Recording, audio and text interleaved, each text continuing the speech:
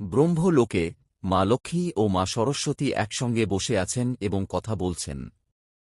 মা লক্ষ্মী বললেন, মা সরস্বতী, তোমার সাথে কথা বলে মনটা ভারী ভালো হয়ে গেল। এখন যেতে হবে।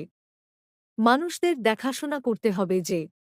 মা সরস্বতী বললেন, তুমি তো এখানে আসো না, কেন এত কম দেখা যায়? আর বলো না।